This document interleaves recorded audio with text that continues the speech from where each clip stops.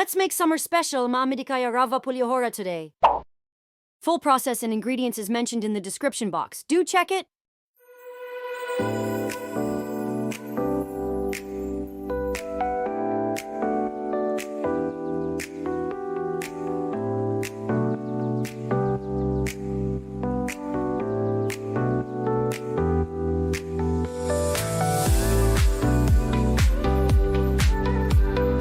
Close the pressure cooker and remove it from the stove after 2 whistles. Then it looks something just like this.